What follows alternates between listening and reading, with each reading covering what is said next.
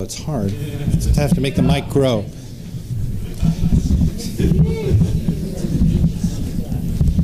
Well, there we go. It's kind of funny, actually. The way in the late 1960s, I was a volunteer at a radio station called WBAI, which I believe is still in existence. And they sent me on I was about maybe 16 or 17 years old. They sent me on a field assignment to do a report on something called phone phreaks, which occurred in the basement of some hotel. I'm not sure exactly where, but the big attraction was Abby Hoffman showed up. And they had a very nice convention. There were a lot of Secret Service type people hanging around, FBI type people hanging around, and maybe about 40 or 50 people. And sort of fade out, fade in 1973, I went to NYU Film School and had to do a documentary film project. And we were trying to think of a subject, me and my partner Mark Andro. We were going to do a film on Scientology, and we decided that was going to be a little too dangerous at that point in time. So we decided that phone phreaking, a film on phone phreaking, was pretty innocuous. So we made this film called Ma Bell's Delinquent Children. And it won the Kodak Teenage Film Award and several other awards, movies on a shoestring and things like that. Anyhow, after we showed it, was shown at the Museum of Modern Art, and I guess a couple thousand people saw it all total. It was sort of lost, or sitting in a closet, I guess is better put. And I found out about this conference last week, and I had mentioned that I had this film, and the person, Dave, who's here somewhere, had mentioned, well, you know, you should show it. I think arguably this is the oldest film about phone phreaking, and it's, I think, fairly balanced. It shows a political point of view, business people, as well as the position of AT&T. Of course, this is before the breakup. So we'll be showing it, I guess, at 2:30 in the other room, which is in the main room all the way in the back, and it'll be here. See you then.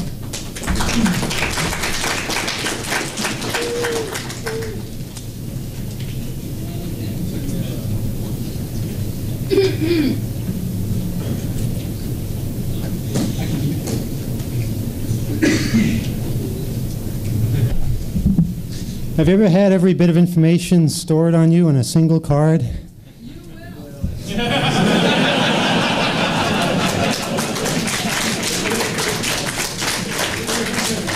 And that's the person that's going to get it for you. We're having a You Will contest. In fact, if some of you have some clever sayings for things that have not yet been invented that companies want to take credit for, positive or negative, because as we all know, technology can bring us some negative things as well. Please submit them. We're going to have a little box out by the registration area, and we'll be giving away some amazing prizes on Sunday for the funniest ones, and we'll be judging that right here. So if you have a clever saying of a You Will slogan, submit it. The other thing we've got going is a postcard campaign for Fiber Optic, who's currently in prison in Pennsylvania. We'll have postcards lying around. You can write a message to him, and we'll mail it out to him at the end of the conference. Okay, we have articles on the Metrocard that we're passing around. We also have a few technical books up here. We only have 4 of them. So if people want to look at them, we ask that you pass them around and share them. What we have some information on this Metrocard system, which has been introduced in New York City over the past couple of months. Basically, you walk up to a machine and you slide this thing through, and it deducts the amount of money from the card when you use it. It's an interesting system because it's based on a lot of computers networked together, and we all know what can happen when you do something like that. There are possibly entry points in many different areas, and we're trying to find out exactly what is on these strips. Now, we tried a couple of weird experiments. We tried erasing the strip to see what would happen, to see how it would foul up the machine. And you know what happened? Absolutely nothing. Had no effect whatsoever. So we're starting to wonder whether or not this is actually a magnetic strip and whether it might not be a barcode hidden underneath what looks like a magnetic strip. All the intelligence, we believe, is inside the computer, not the card. The card carries a serial number and a batch number and an expiration date, which is pre-printed on the back. It's quite possible that is the only information in the strip or the barcode, and that when you swipe the card through, rather than writing information to the card, it's simply accessing a local computer and telling telling the display how much is actually credited to that particular account. Got our hands on an employee card.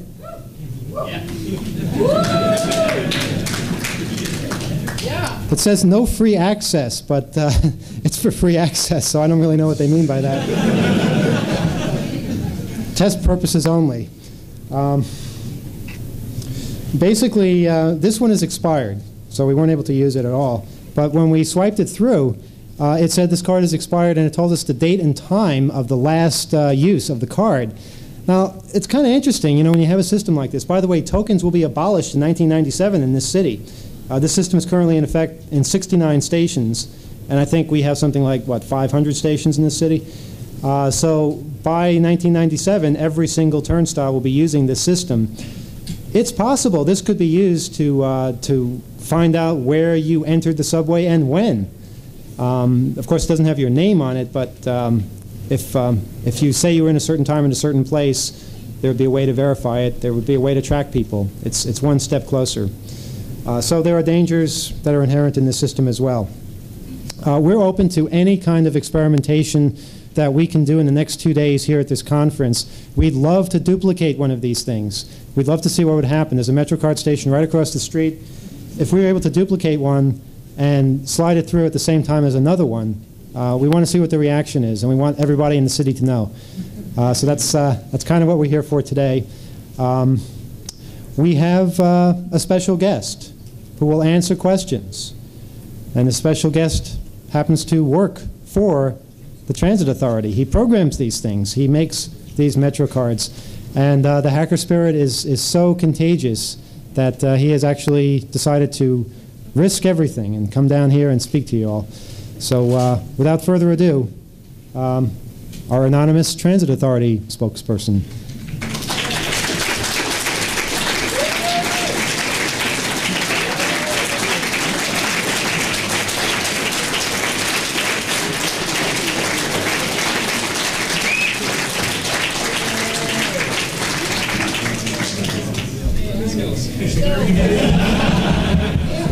Hi, you may recognize me from Libya 3 years ago.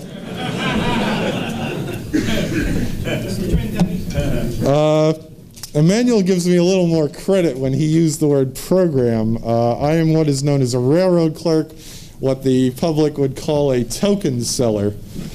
It's not a great job, but it pays the bills. As far as the Metrocard goes, we've got a little document that supposedly we printed up a couple hundred copies. I see a lot of them here. That's good. And we've got an addendum which will be available afterwards on a few other things that we've picked up. As far as we know, the Metrocard, in all internal documentation, both for railroad clerks, the friendly people in the token booths, and for technicians, states that the card is a magnetic stripe card. This could be disinformation, but somehow we really don't, at least I don't really think so. They wouldn't go to such great lengths. Metrocard is essentially a credit card sized card, but smaller. I don't know if people have seen it. I've got one in my pocket, which I'll hold up. It has a magnetic stripe on it. It's brightly colored. It does not, like systems in Washington, D.C. and other places, have the value printed on it. Instead, you're expected to swipe this through the turnstile or a, quote, Metrocard reader in order to tell the value. The back of each card has 3 items printed on it: an expiration date, a 6-digit batch number, which is the same for at least every 100 cards, and a 10-digit serial number.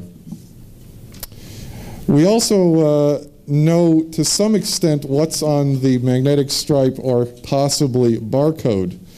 They are the same things that are physically printed on the back of the card: the expiration date, the batch number, the serial number. The type of card: is it pre-encoded for $15? Is it non-pre-encoded? In other words, was it blank and did you get made up at the booth? Or is it an employee card? The current amount on the card, the date and time of last use and turnstile, and there's probably other information. As Emmanuel mentioned, if it's a barcode reader or even if it's a magnetic stripe where all that's stored is a serial number, this stuff is not actually on the card. Instead, you're getting it after it goes through the turnstile to the token booth computer, to an area computer, to the main computer at Transit Authority's building at 130 Livingston Street in downtown Brooklyn.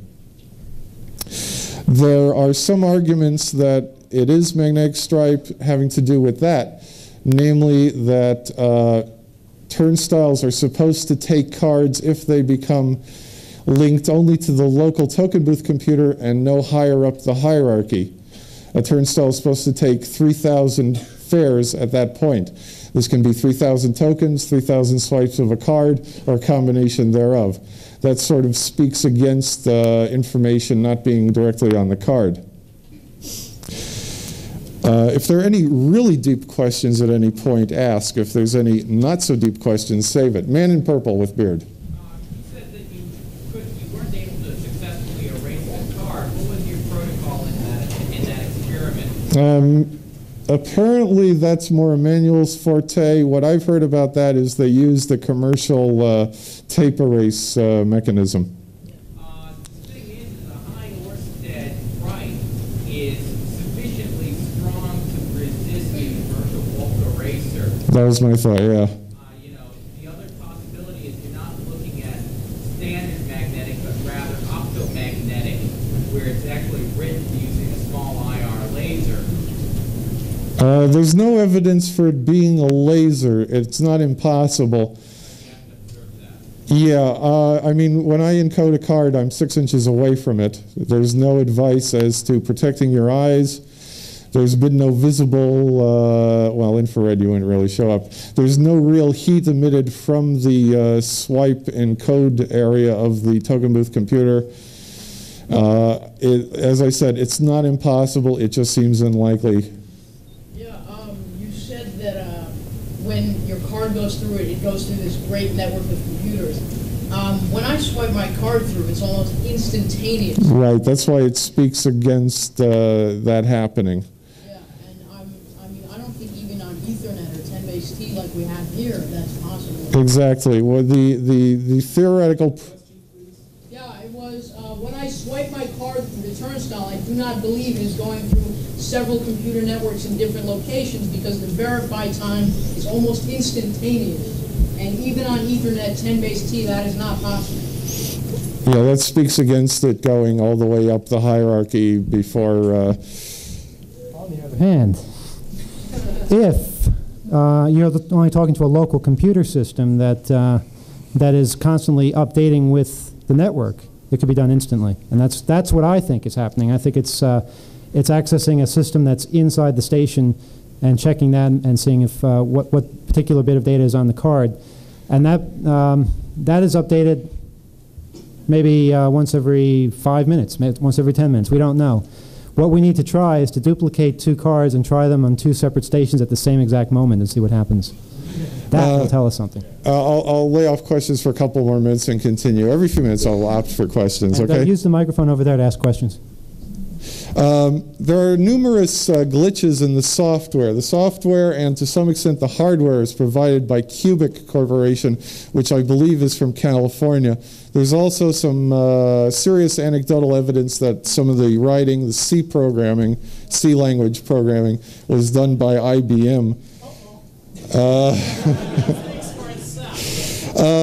Among the glitches, supposedly there's multi-card trade-in. If you've got several cards, you forgot one day, bought another one, you're supposed to be able to take the value and put it on one card.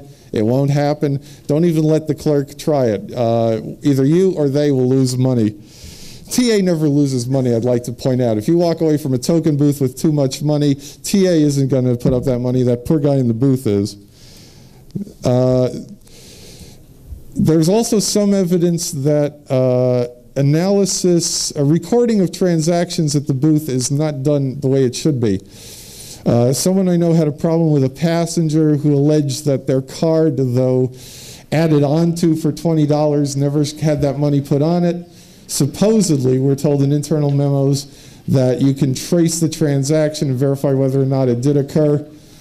Apparently that's impossible on add-ons, which shows a security glitch if duplication is ever possible. Despite the fact that Emmanuel says he has an employee pass, I've examined it.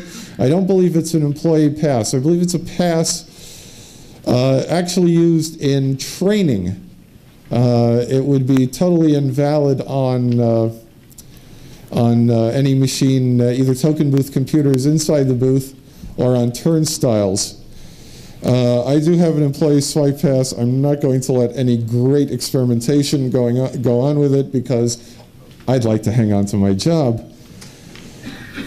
A few other things. Okay, there is one known temporary successful defeat of the Metrocard system. In around March of this year, someone was arrested at 34th Street and either 7th or 8th Avenue for using a card which they made by the following. They took a recording studio or tape recorder, recorded the card's, quote, sounds, unquote, on 8-track tape, glued it to either a plastic or cardboard card, and successfully entered the subway station. The official transit authority line on how this person was caught is as follows. Gee, we noticed something happen on the central computer at 130 Livingston Street. What I understand from other sources is that, no, there was some cop standing around, saw some guy take what didn't look like a Metrocard out of his pocket, use it, and then decide to go over and ask questions. Trust me, it's the obvious things that get you. We have a question somewhere? No? Okay. Couple other late-breaking things. I've got a couple of screens which may be indicative of something, but probably not very useful. Let's see.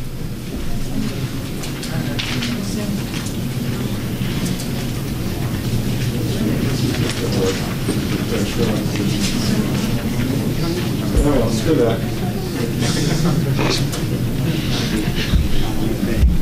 I was told we were going to have an overhead projector, not a transparency projector.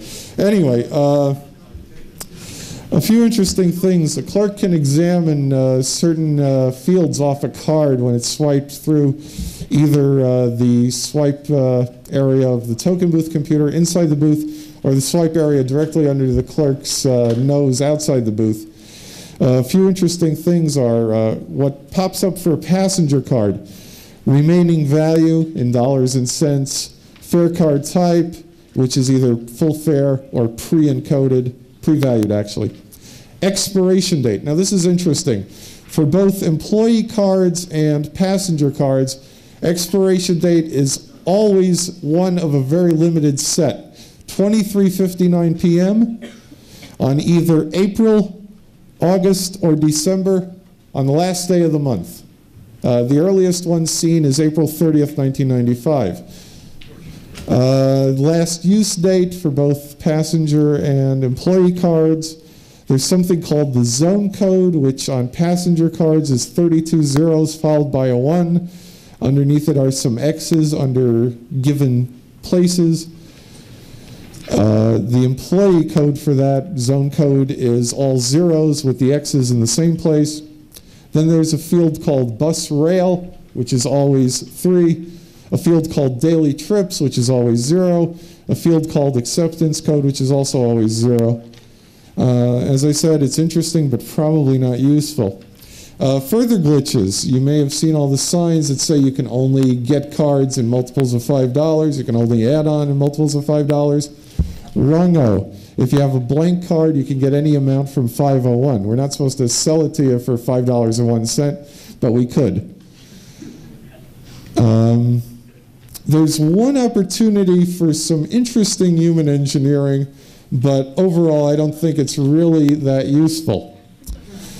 A couple years ago, I put a personal ad in the Village Voice. Got a response from a woman who was then working for IBM. We got to talking. Supposedly, she did a lot of the code work on this. There's a free dating service in New York. You can reach them on area code 212-949-4500. She's in the attached category between age 30 and 40. She brags that she's an ex-ballerina, used to be with IBM, and has 2 math degrees, and likes younger men. So this is a big opportunity for all you lonely hackers out there. I don't think she's really going to give you enough info to crack this, but hey, it may help your social life. Have you tried? I'm attached. Sorry. Someone said so she. I think that's pretty much it.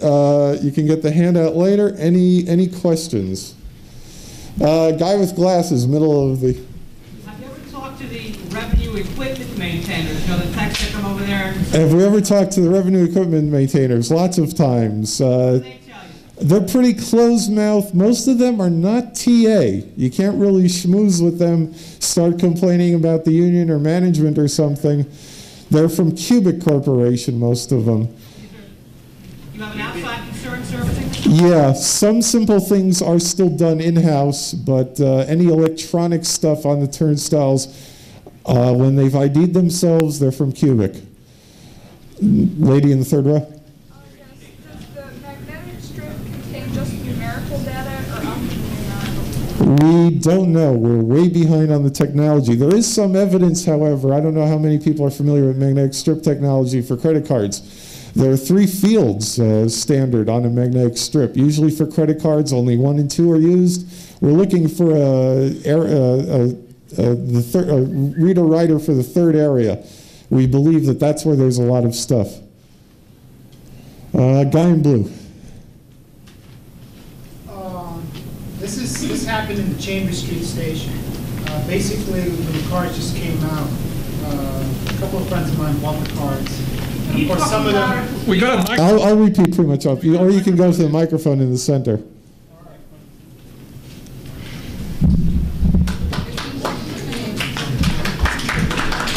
Thanks. I was going to say that one, but okay. Okay. Over here? No, it's okay. It's okay. Still my glory. This happened at Chambers Street when they first started giving out the fare card, so to speak. Basically, some of us were just getting used to how to swipe the cards. A friend of mine swiped it. It said, "Go try it again." And when he swiped it a second time, it worked. And he got debited twice. Yeah, there was a glitch whereby if you swiped at a second turnstile, that always happened. In fact, there were handouts on that. If you do get that, swipe at the same turnstile. Do not go to another turnstile. I don't have an offhand explanation on why that happens, but it does happen. Any other questions? In the white shirt towards the back. Are there any similarities to the DC Metro connection you have there? Are there any similarities to DC's card? Very little. Or Bart? Sorry? Or Bart? Bart, Bay Area resident. I'm not familiar with that at all. Got a Bart card on you? Yes, I do. Oh, could you bring it up? Okay, guy in the black shirt here. What about the path cards? I haven't seen path cards either. Okay.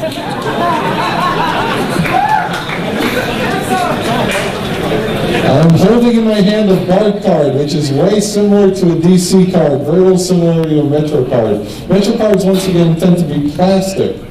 They're much closer to a, go ahead, kill yourself, what do I care? Much closer to a credit card than to these things. Here's your path card. You can hold on to it, it's only got 1 trip maybe. Oh, big deal. Yeah, like I go to New Jersey that often.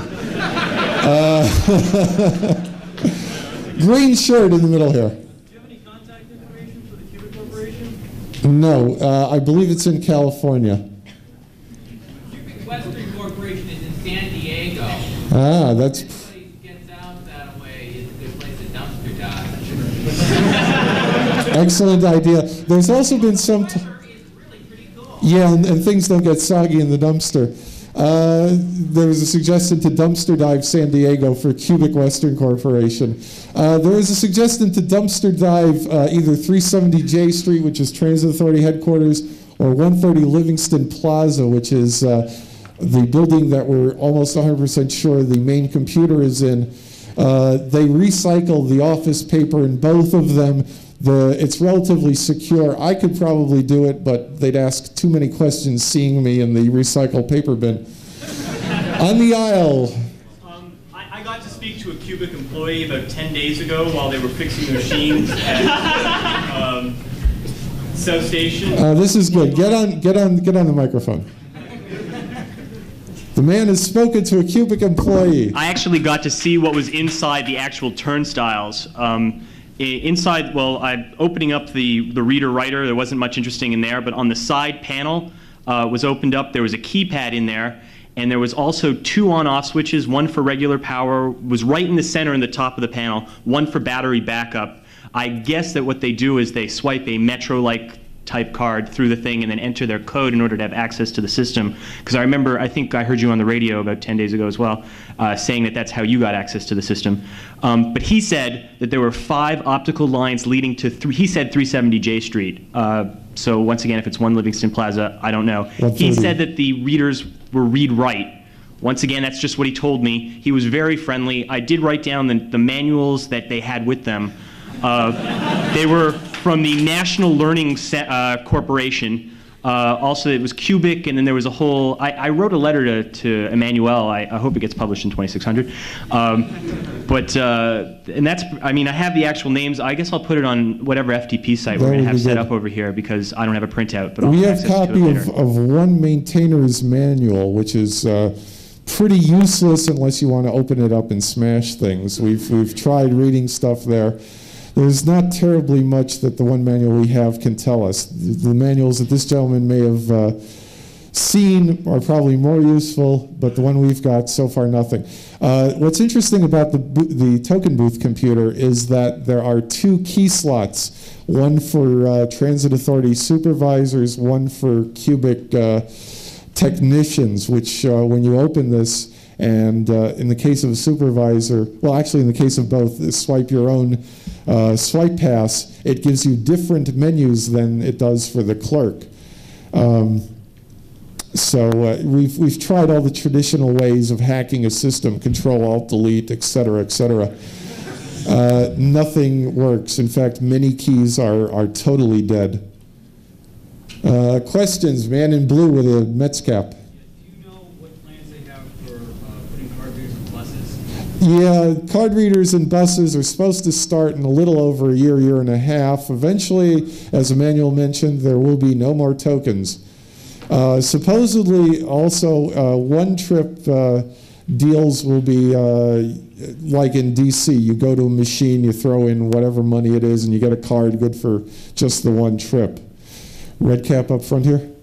What are the plans for student passes? Student passes. Oh yeah, there are plans for student passes and senior citizen passes, where those would be associated with a given person and probably have some sort of photo ID on it. You would be able to purchase at half price if you're a senior citizen additional rides, and if student pass would probably be a year thing, good for a given number of rides a day. So all those days of going somewhere else on the way home from school are probably going to end. Red shirt on the aisle. What is the little hole for? The little hole, yeah, that's a mystery to me too. The official scheme is that the little hole has something to do with using it on buses. How? I don't know. You can put it on your keychain. Yeah, you can put it on your keychain. You can, if you're Howard Stern, I'm not going to say what you can do with it. Yes, okay. Black shirt almost all the way back in the middle. I just got some useful information. First of all, as far as the distributed use of card access, which is essentially what this is, you can, I know this, but it's very familiar. You can have systems that have a common source computer, and they have, it's called distributed systems. They have local processors, card readers. Those machines have software written so that a card that's access to it has its data downloaded to the distributed unit, so it would appear to be a local unit. Those units update via wires or fiber optics, which the gentleman in the front makes it sound very familiar to. And the second thing, which you said you were looking for a read writer for the third strip on magnetic inherent in that is very great difficulty because when you create a card reader writer, typically what you do is you put a very specific chip in it that encodes it locally. So the only way you would possibly be able to do that would be to have one of the read-write units, which apparently they are because they had the last read date, same ones that are at the station. Well, frankly, I've thought of actually expropriating a token booth computer. There are a number of problems with that, the greatest of which is it's illegal.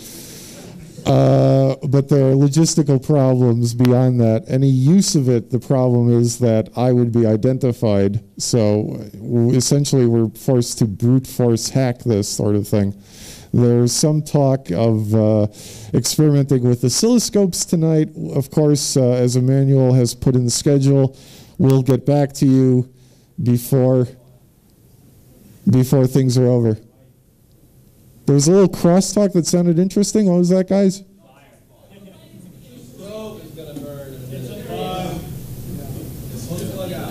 Yeah, somebody get over there and turn it off, please. Move it away from the wall if possible. Is it connected to that thing or is it freestanding? Yeah.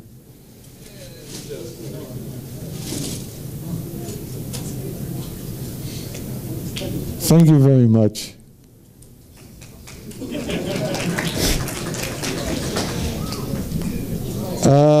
Somebody, yes, dead ahead.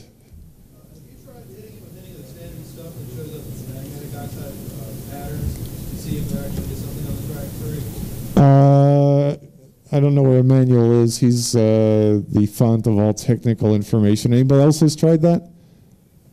Putting magnetic filings or such? Huh? I'm sorry.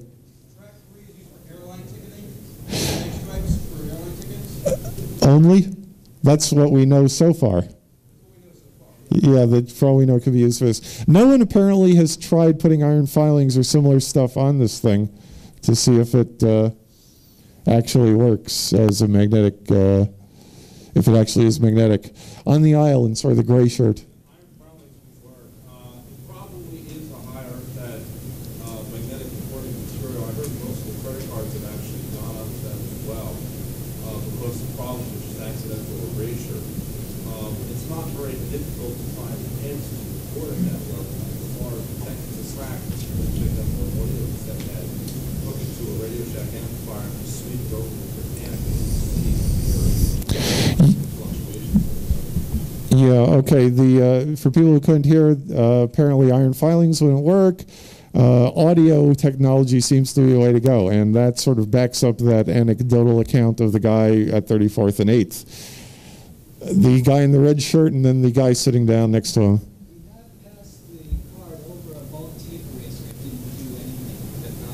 Yeah, that was already addressed by, I believe, the guy in purple in your neck of the woods there. The guy sitting down had a question.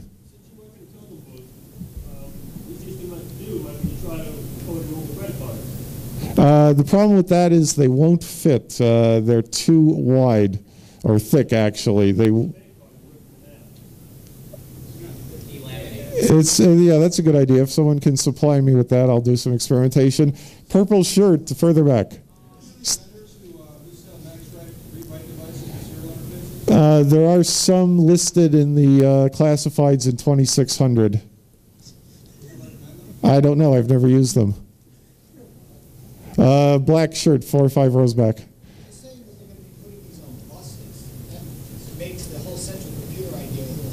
Exactly. However, the distributed network idea, I can't talk under this thing, sounds good as far as bus technology goes. In other words, it gets downloaded locally. Huh? The only way to really keep track of it would be the bus would have to store the information as you swipe through.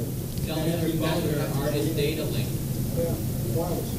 Yeah, well, the likelihood of the bus constantly downloading over radio is pretty unlikely.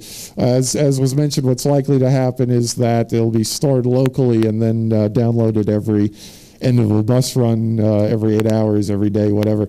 Way in the back, in the center, standing. Has anybody tried lining up a group of people and running the car through and having to go through the turnstile? As Jim would tell,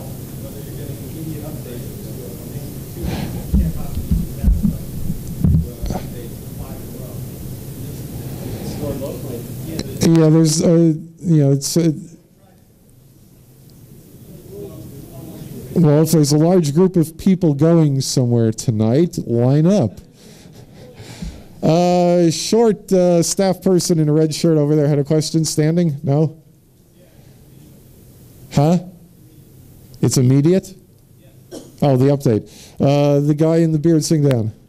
One of the things you may find when you start looking at tape and magnetic encoding is that they're not encoded orthogonally to the direction of travel. Rather, you'll find probably like 4 to 8 degrees skew written in specifically to defeat your off-the-shelf magnetic read writer system using a 4-degree skew angle, specifically to reduce the ability of someone to encode their own cards. It's a highly effective trick. Can that, okay, but the 8-track tape idea, would that still work if that was so? Well, maybe they didn't do it, or maybe they're just, while they're tuning the system, they've got the head turned, Right, much like a VCR. and then as they develop more experience, they'll crank the skew angle.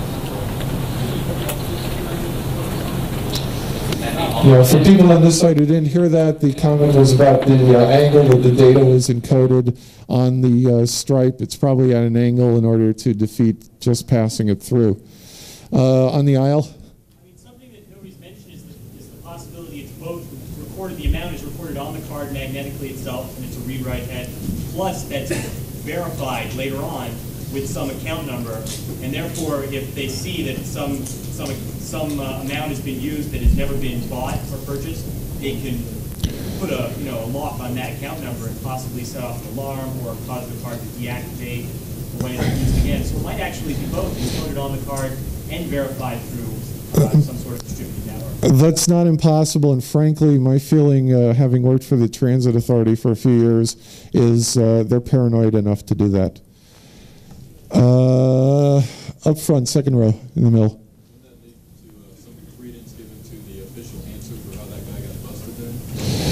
It might. It might. The question is, would that give credence to the official answer on how the guy got busted that show up on a computer? And the end of the first row.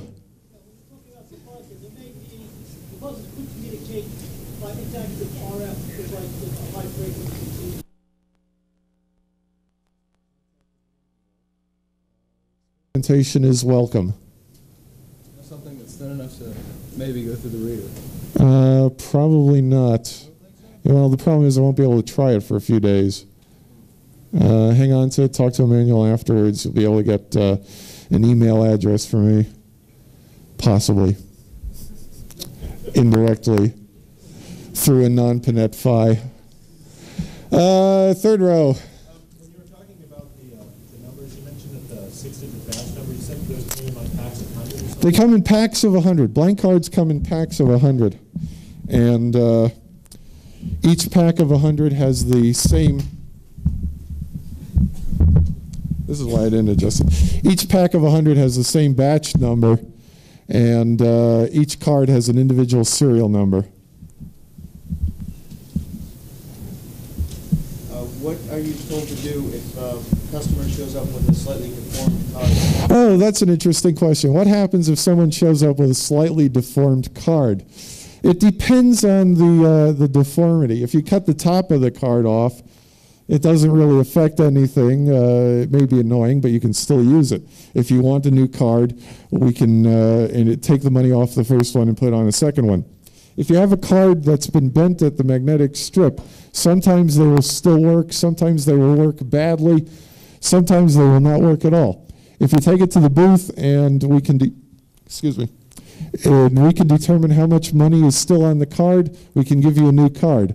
Otherwise, what we give you is a business reply envelope, and you either mail the card to the, quote, Metrocard Center at 10 Columbus Circle, or you can take it there yourself, and they'll determine whether or not it's a real card, a legit card, and give you the a new card or your money back. In fact, the only way to get money back is to take it or mail it there. The interesting thing is you can get a card with cash, you can get a card with tokens, but you can't turn a card into cash or tokens at a token booth. This has something to do with crime. As you may recall, a couple of years ago, they eliminated cashing in of tokens at token booths because too many people were essentially plugging up turnstiles and then cashing them in.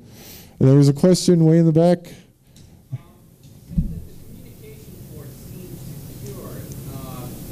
What is it there? It's going into the PVC, into a locked conduit. You know, there's no way to tap the phone out through the lines. Yeah, it's pretty secure. I've had that thought. The line is actually mildly armored in the last several feet from where it comes out of the wall to where it gets into the computer. The computer itself is made of stainless steel, or the casing is at least. It's pretty resistant. I've leaked my drink on it more than once, and nothing has happened. You can't really smash it. If you try smashing it, the best you'll do is loosen a key. I mean, everything from brute force. It seems very secure. Yes, I think if we had enough hackers and enough time at a quiet token booth, we could tap into it. But gee, I don't want to do time in the state pen. White shirt in front of the light. I work in the vending business, and it's getting pretty high tech. And a lot of the libraries now have card reader systems. And the company that makes them in upstate New York, the biggest problem they had in defeating thieves was when you stuck two cards in the reader at the same time and then yanked one out rather quickly, it would throw the system off, and you'd end up either getting a charged card and your money back, or two charged cards, or whatever. The point simply is that I think the weakness in this system is the writing system rather than reading system. And unfortunately, some homes don't have access to the writing system. Only the people like you do. Yeah, the writing system is inside the token booth. There's pretty much no way you can get to it. The comment had to do with defeating the system by simultaneously swiping two cards, one on top of the other, more or less. I've tried doing that, both at the turnstile and at the token booth computer. They're too thick that way. They will not go through. Over here.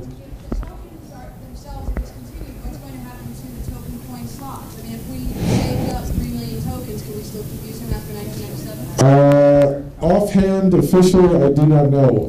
Unofficially, what will probably happen is you'll see signs saying cash your tokens in by such and such a date. You'll only be able to get a Metrocard for them, or several dozen Metrocards for them.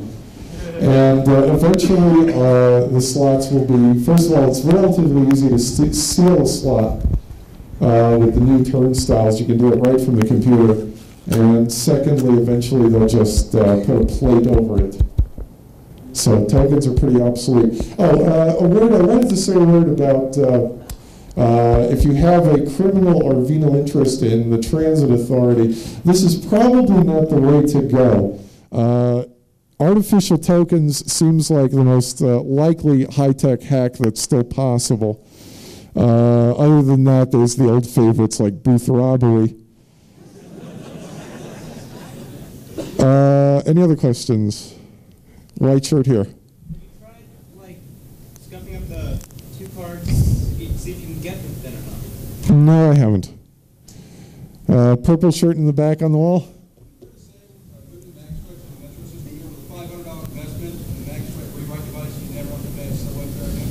We don't know. We're trying to find out. Our friend? Is it possible that you could mess with the heads on the actual turnstile readers? Like, I don't know. Is it possible to mess with the heads on the turnstile readers? As you may have noticed, the turnstiles are stainless steel. They're pretty secure too. I'm sure if you have a, as it's called, the jaws of life that the police use, you could probably pry them apart or whatever to do things. But if you've got that, why don't you just go to a quiet little bank in the country and women with a green headband. Are you going to start phasing out token booths clerks and start installing, right now there are those $5 vending machines for tokens that don't work very well. Are you going to start having, you've stolen way too much money that I don't have. And are you going to start having wall-mounted, putting your Metrocard in a quarter in about 25?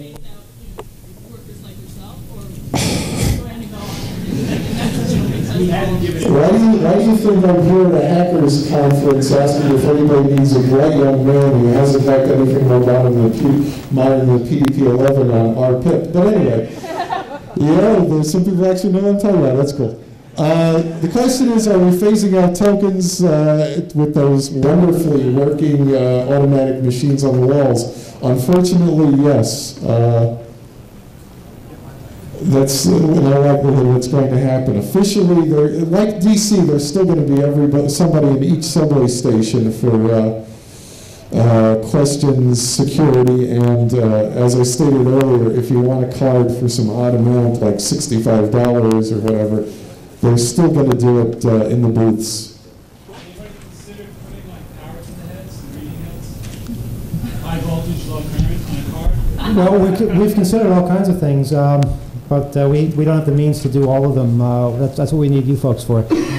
Someone out there was nice enough to spray this card with some nice chemical that shows clearly the strips. So if anybody wants to come up and look at that later, maybe you can figure out what it's all about. Also, I'd like to introduce BillSF from San Francisco, who has had quite a bit of experience with the Bart system out in San Francisco. In fact, he figured out how to completely crack that system, and they did not appreciate that. So I'd like the two of you actually to kind of trade information or tactics or what have you. BillSF.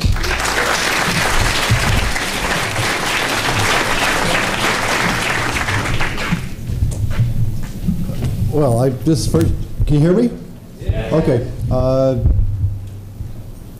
This is the first time I've actually seen what the domains of this look like. In fact, this is what I was going to start out is the way you approach taking care of a magnetic strip is get some magnetic material, usually very fine iron filings. You only need a few milligrams of them, so a file and a nail or something where you can scratch off a few will be adequate. Sprinkle them on the magnetic stripe as it's been done here, and shake it around, and then you have to do this a few times. Lightly tap the card until you can see a very clear tracing. It'll get clearer, it'll continue to get clearer, it'll hit a point, and then it'll get weaker. And you'll soon find out where you can get the best look at it. Then take a piece of cellophane tape, scotch tape or whatever you call it here, and make a lifting, like you lift a fingerprint, and then stick it on paper so you can save it. That way you can tell what format it is. In this case, it's a 2-track format, which it looks like it's like on a credit card, it'd be tracks 1, and then there's a wider track, which would be tracks 2 and 3 combined.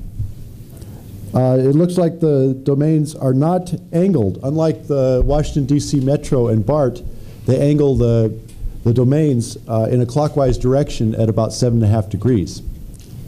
But these look like ordinary, like credit card style domains, and it looks like it's about 120 per inch. It sounds pretty conventional to me. Now, once you know what the shape and looks of the tracks are, of course you don't need an 8-track recorder for this. You just need to find a head like from a company like Michigan Magnetics that has this particular pattern. Now, once you have that taken care of, then it's probably time for action. All you then have to do is make the device like it was shown in 2600. It really works, and then get used to how to use it. And when your copy sounds like your original, you got the card. And well, I don't know how much of this I really should be saying. It's kind of, I mean, I talk about this in Europe anytime I wanted, but I'm a little bit funny here. But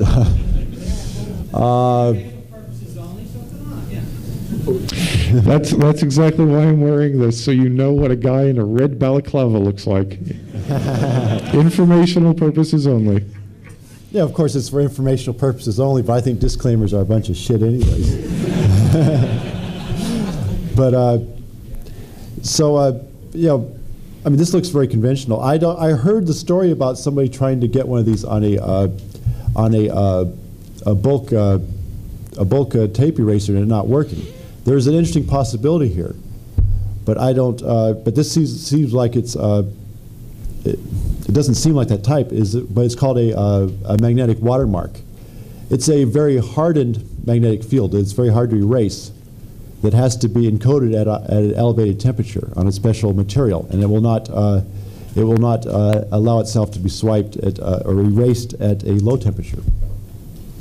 Another possibility, which is not true of this card, but I would think they would have been smart enough to try, because this, I can just tell I look at this, it'll be done easily. And don't ask me how to do it, because I'll have no part of this.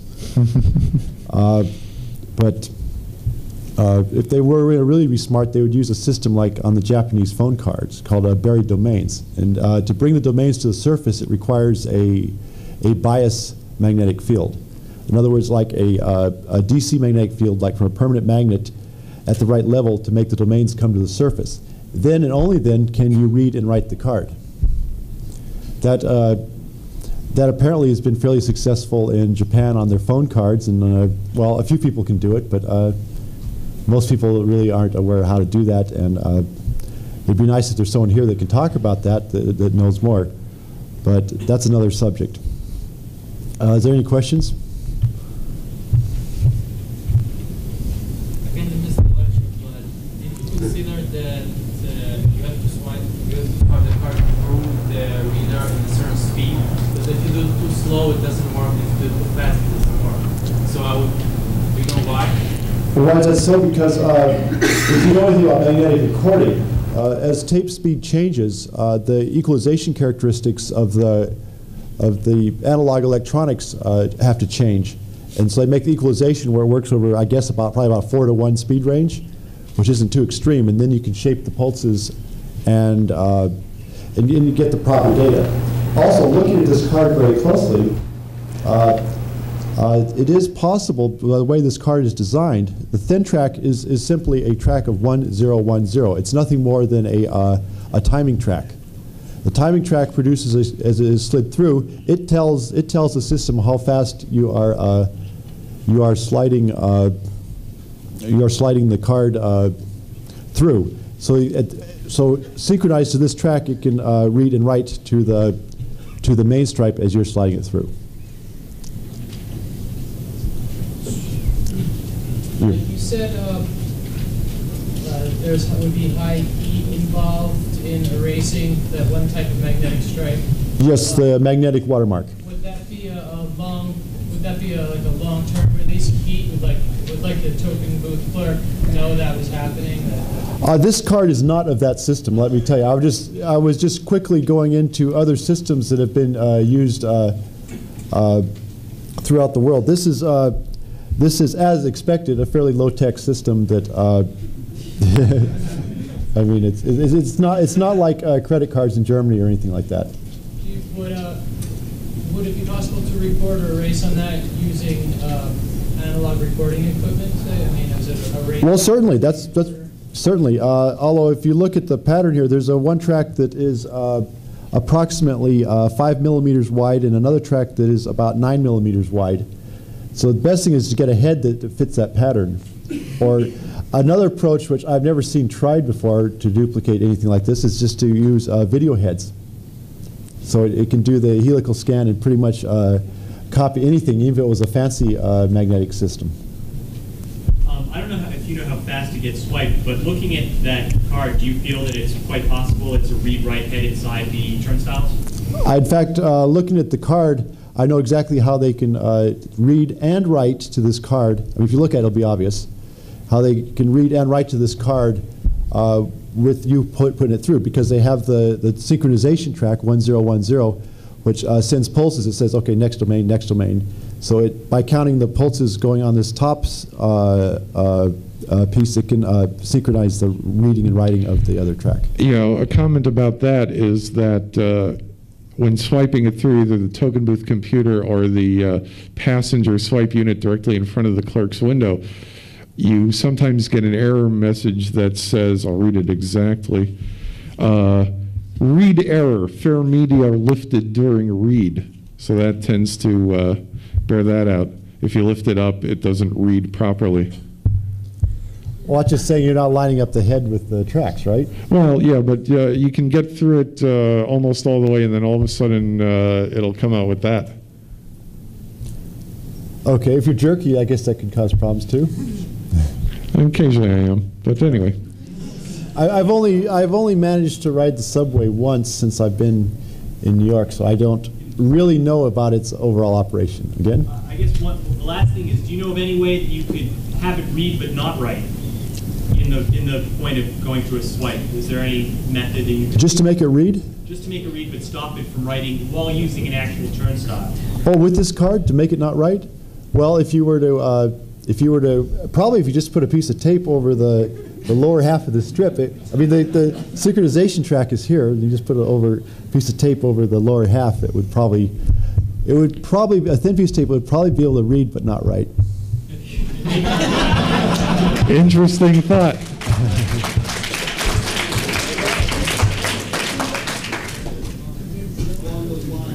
Yeah. Would a piece of tape make that card too thick to work in the... Some cellophane tape does. I've tried that. Okay, there you go. I haven't tried like specialty tapes. I just rode the Metro just once, as I said. It was a very short ride too, so I don't. I really don't know about the actual physical particulars of it. I just know about the use of magnetic stripes and this type of technology. Back there, in the green scarf. Have you taken two cards and done the same procedure for them to compare the pattern, or are you just looking at one card? I'm just looking at this card right now. Has there been any? Has anyone done this method and compared two cards to see if it is actually a different pattern, or if it's the same pattern? It's pretty fine. What we need to do is you get a card reader or device that can do that. There are some here. I'm not going to say who's got them because I'm not going to get personally involved in this. But the synchronization track is always the same, but the read-write part is, of course, it has to have different data. Since the close tolerance, the thickness of the card is such an issue, has anybody that you know of tried to, say, mount it on a piece of 2x4 and mill it off on some really fine sandpaper on like a belt sander just to thin it up a little bit, give you a little bit of margin of To thin the card? I don't really follow the nature of the question. Do you know if anybody's tried, this is one for him, Make the card thinner and then put Scotch tape over it? Not that I know of. It sounds like an interesting avenue of attack. fine sandpaper on a belt sander would good. Guy in the striped shirt in the back? What happens if you get two $5 cards and put them back to back? Put $25 cards in different accounts and put them back to back and such and so. Two cards are too thick to fit through either the token booth computer swipe area or the turnstile swipe area. What about consecutively, really fast? That's an interesting thought. I believe that there's a timeout mechanism. We've got copies of the Cubic manual lying around here.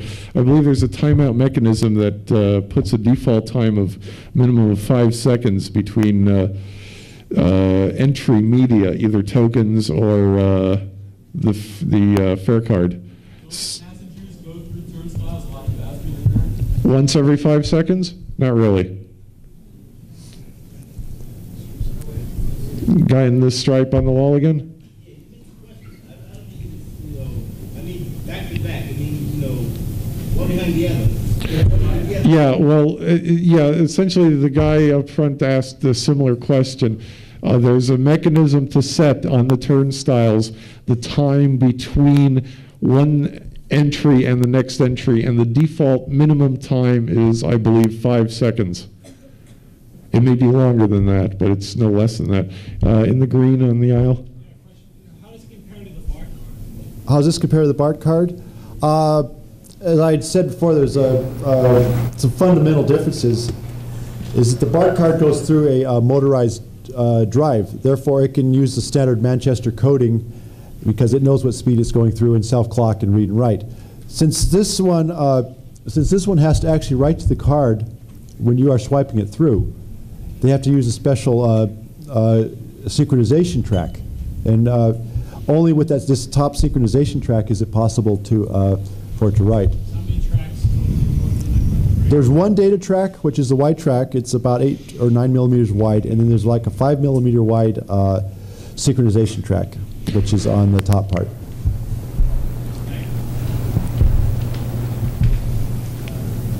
I don't know how thick their card is. I haven't seen it.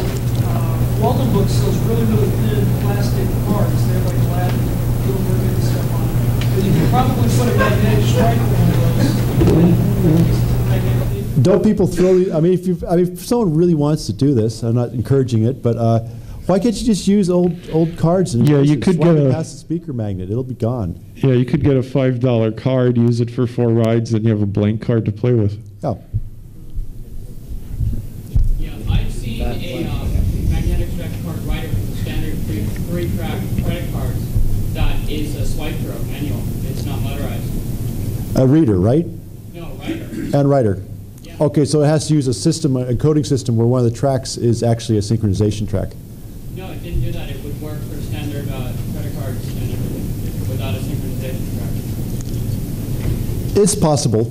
I mean, in a multi-track system, you could actually use the other track. It's all uses Manchester encoding, so you could use the other track as synchronizing while you're writing to another track. But you can only write to one track at a time if you use that type of system. So yeah, it's theoretically possible. I've just never seen it done. Though I've seen magnetic cards, ATM cards, what have you, that do have a synchronization track, and it's nothing more than that.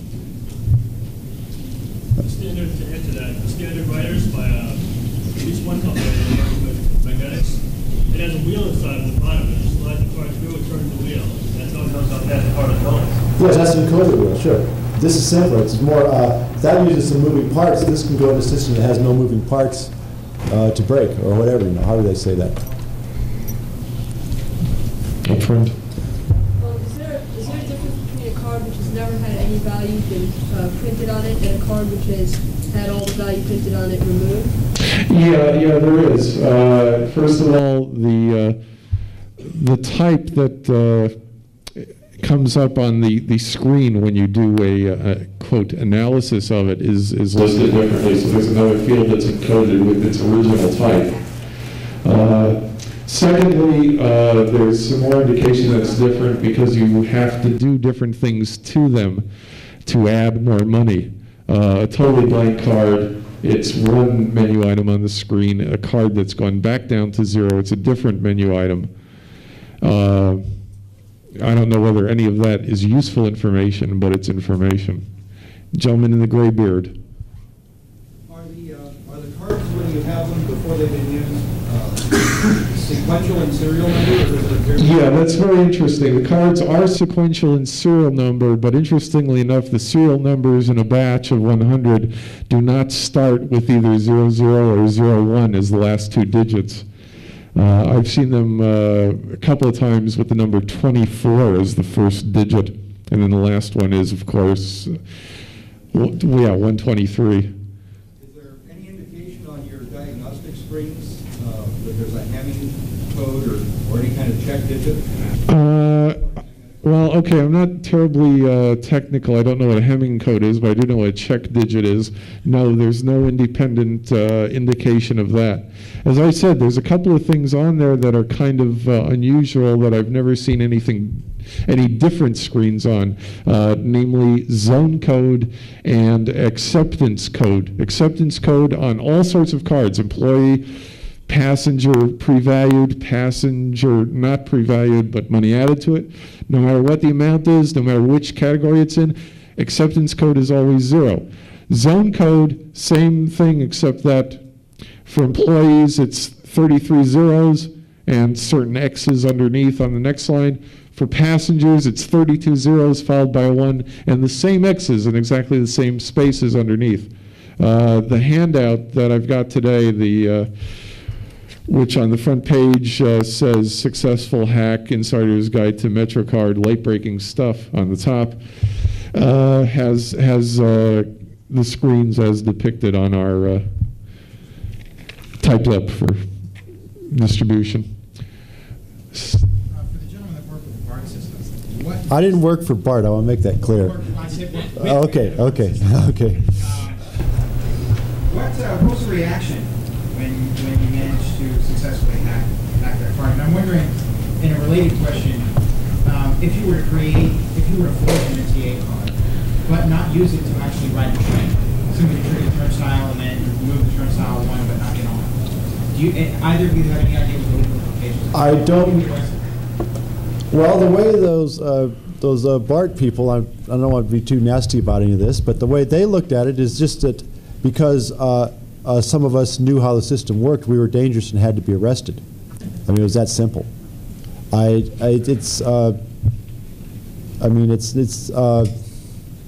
don't think they look at it too nicely.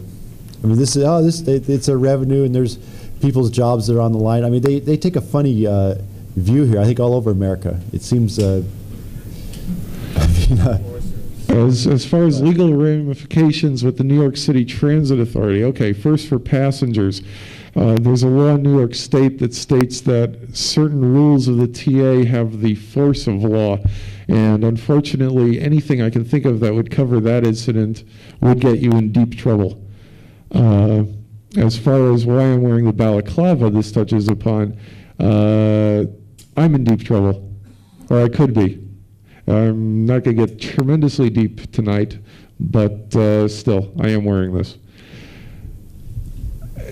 Even though you wouldn't be riding it, it would probably still be considered theft of service and possibly worse. There's also a law in New York State against hacking and phone phreaking. About 4 rows in from the middle, about 3 rows from the back.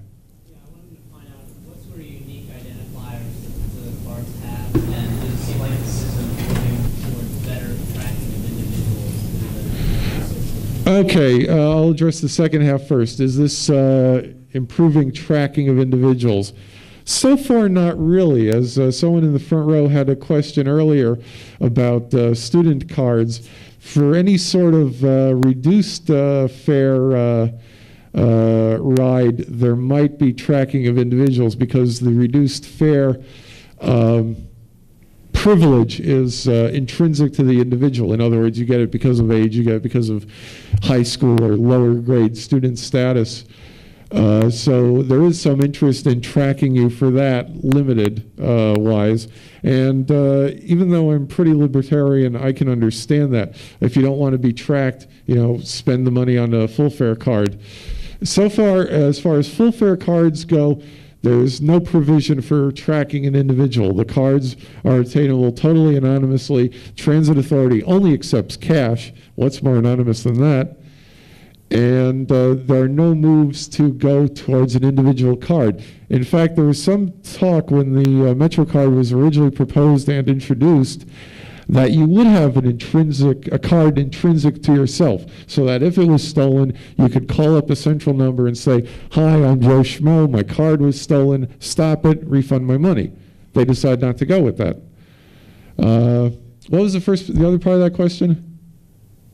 I was just asking about unique identifiers. Oh, yeah, as far as a card's uniqueness, as I stated before, there are 3 things that we know are on the card, both printed and probably on the magnetic stripe.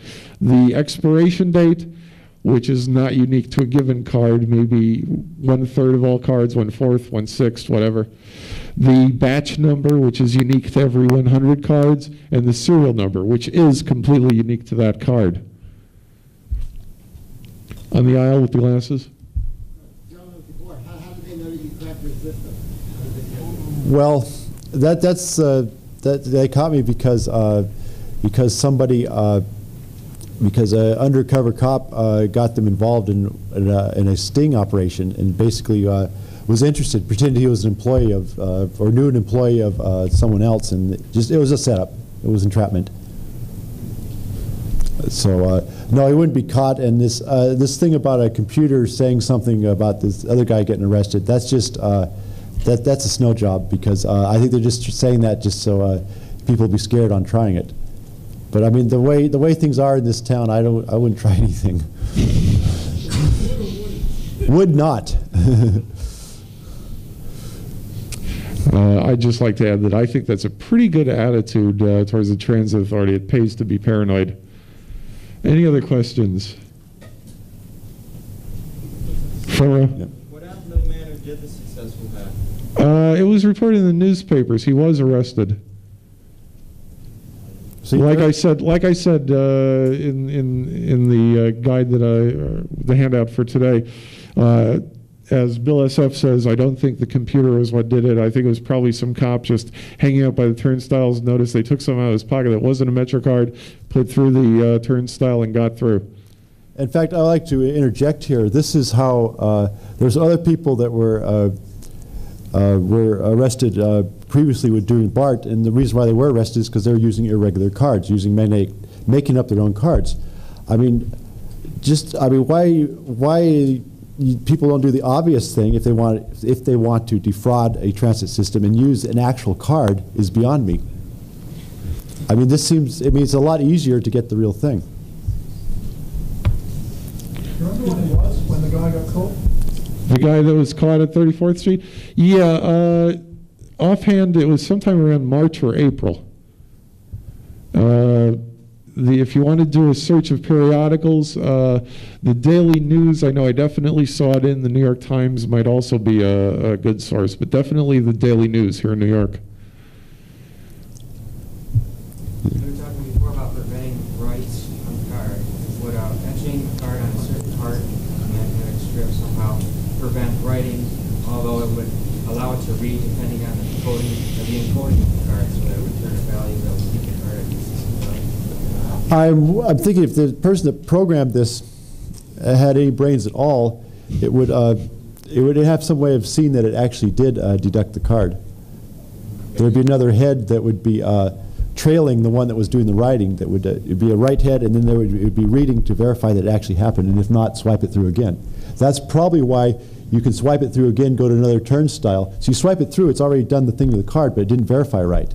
So if you swipe it through again, everything's fine. But if you go to another turnstile and swipe it through again, it's going to deduct again, and verify that it deducted again, and that's why a person loses the money. So, no, I don't do any good. The 5-second delay makes me think that maybe it is writing to a central processor of some sort or another. In that 5 seconds, and if I try taking a card and swiping it through two right next to each other very fast? I don't know if that could be physically possible. 5 seconds is a long time. Yeah. Why would someone want to swipe a card through twice? I mean, what is trying to be... Two people get through next to each other on one fare. It's only got one fare left, maybe. Well, I think the 5-second delay is so people can get safely through the turnstile. And if you really want to ride the Metro free, just jump the bloody thing. A little commentary about delays and stuff on turnstiles. What a lot of people don't know, this is totally unrelated, but still useful. On the new turnstiles, if you put a token in and wait over 30 seconds, goodbye token, okay? So all the days of waiting for your train to come after putting your token in are gone. If you put a token in, go through. Don't wait around, you'll lose it. In the brown, 4 rows back. Regarding the delay as well, there is a delay if you put in a token. It's not exclusively with the card. Yeah. That bolsters your theory that it has more to do with safety than with communication. Yeah, I concur on that theory. Beard and white hat. What will happen if some people at this conference hack the Metrocard? What next steps? They come after me. If people here hack the Metrocard, well, as I'm fond of saying, the best hack is an undetected hack. Those people become very happy and save a lot of money. If they decide to go public, I think eventually the transit authority, the transit police will do some investigating. That's why I'm being only of limited helpfulness, not that I don't want to be of more. I'm curious myself, but I like sleeping in a large room, not a 9x12 cell. The question I have to put forward is if anybody wants to hack the system, would they actually do it to save $1.25 per ride? Isn't that really, really, really cheap anyways? I mean, it's. I didn't do anything with Bart because I wanted to, you know, I couldn't afford to ride Bart. I mean, this is ridiculous. Yeah, that's still speculation. Yeah. But $1.50 to go anywhere in New York? It's not a bad deal. Yeah, eventually there is some talk of going over to zoned fares and to a system whereby you'd get a Metrocard that would be less on weekends, less at nights. But that's going to be a while until all 469 stations have got Metrocard turnstiles. Up here. I think at that point they'll move to a system where you have to swipe the card when you exit as well. If they go to a zoned system, they would almost definitely have to, wouldn't they? If they go to a system whereby it's timed, which actually for New York isn't an old thing. For anybody who has access to the NYU library, which I did many years ago when I was younger, I'm giving away my identity. There are some books there on the subways which will tell you in the 20s the system during rush hour, there were 2 sets of turnstiles, and that the railroad clerks of those days would turn them on before rush hour. One would take 2 pennies, one would take a nickel. And so the idea of peak and off-peak pricing is not new.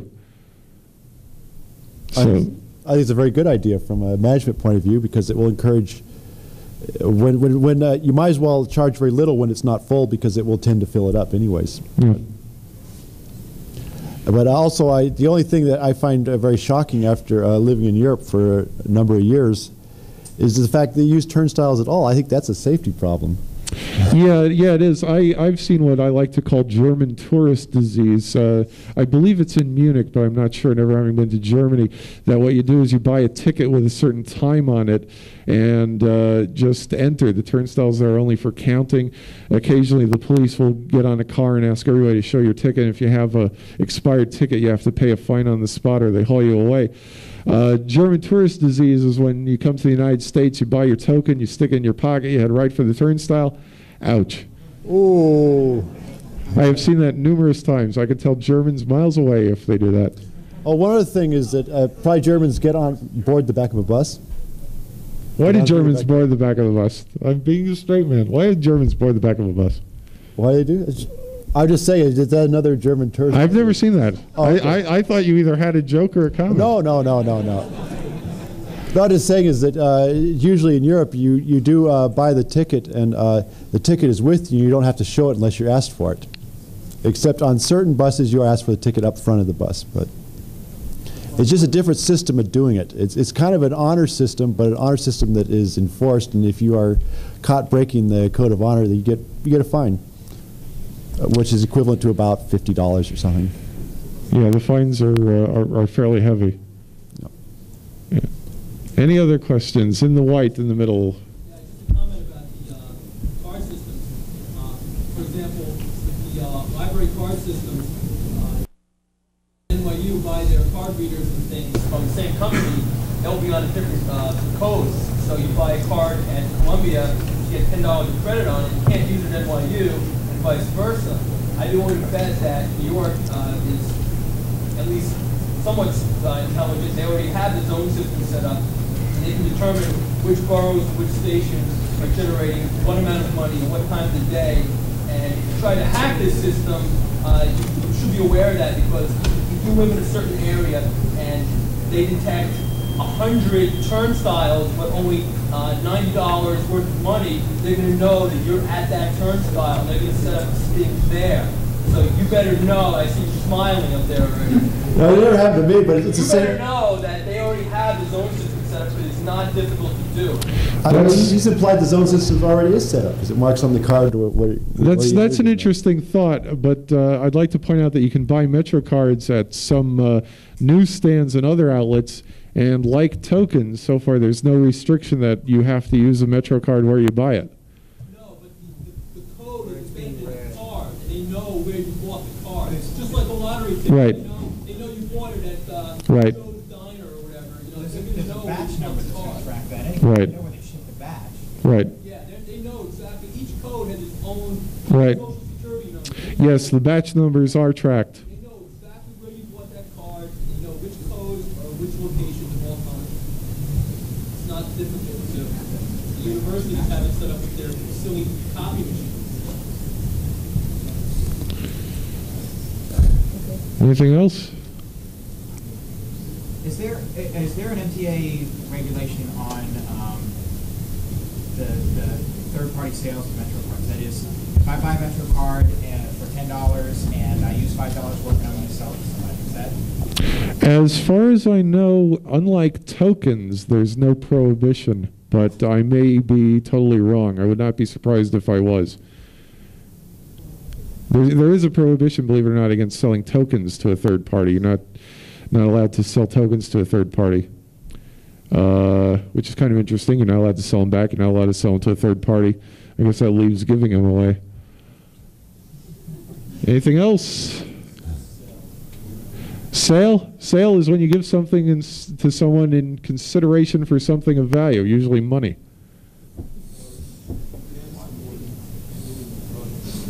I guess that's about it. We'd like to thank everybody. If you want more information, we've got the handout that I wrote up. And you can either contact my brother or his girlfriend.